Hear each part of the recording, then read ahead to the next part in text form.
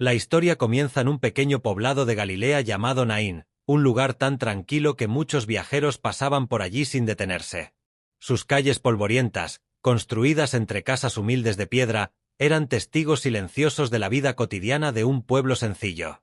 Pero aquel día, Naín se convertiría en escenario de uno de los momentos más conmovedores del ministerio de Jesús. Jesús venía de realizar milagros y enseñar a las multitudes. Acompañado por sus discípulos y por una gran cantidad de gente, se acercaba a la puerta de la ciudad. Su presencia irradiaba autoridad, pero también ternura. Cada paso suyo parecía atraer corazones sedientos de esperanza.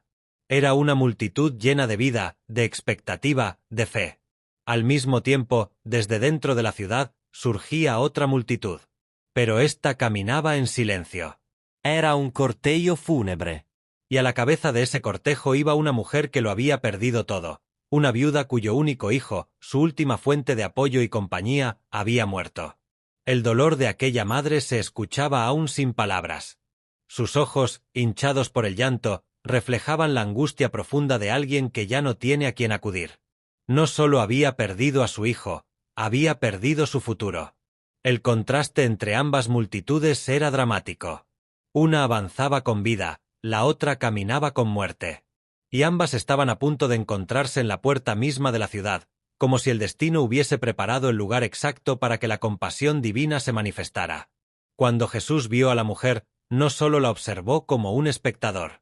Él sintió su dolor. No era una mirada distante, sino una mirada que atravesaba la pena hasta llegar al corazón. La multitud esperaba quizá un gesto de solidaridad, unas palabras de consuelo. Pero Jesús hizo algo distinto, algo inesperado. Dio unos pasos hacia ella y le dijo con una voz que calmaba tempestades: «No llores». La gente quedó inmóvil. ¿Cómo decirle a una madre que no llore en el funeral de su hijo? Pero no era una frase vacía. Era una declaración cargada de autoridad divina. Era el anuncio de un milagro que nadie imaginaba. Jesús se acercó al féretro. Los que lo cargaban se detuvieron, sorprendidos. Era inusual que un maestro tocara un féretro, pues la ley consideraba impuro ese contacto. Pero Jesús no evitaba la impureza, él la transformaba. Puso su mano sobre el ataúd y dijo con voz firme, con la misma autoridad con la que llamó a la existencia los mares y las montañas: «Joven, a ti te digo, levántate». La frase quedó suspendida en el aire apenas un instante, hasta que sucedió lo inimaginable. El joven abrió los ojos. Su cuerpo, que momentos antes estaba sin vida, se incorporó. La multitud retrocedió atónita. Algunos gritaron, otros cayeron de rodillas, otros simplemente lloraron de asombro. Pero Jesús no se dejó llevar por el impacto de la multitud. Él hizo algo profundamente tierno. Tomó al muchacho, lo llevó hacia su madre y lo entregó vivo. En ese momento, la viuda dejó escapar un llanto diferente.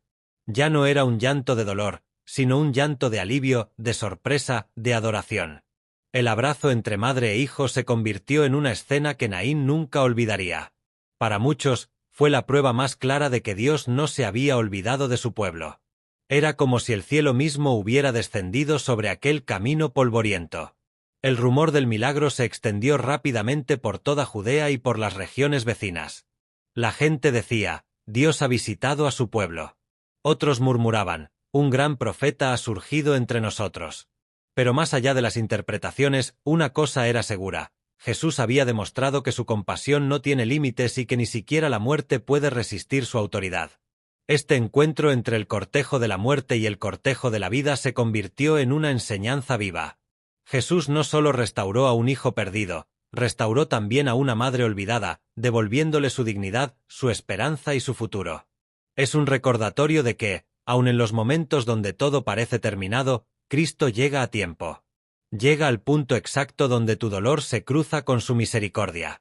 Si te gustó el vídeo, por favor suscríbete y regálame un me gusta. Te leo en los comentarios. Que Dios te bendiga.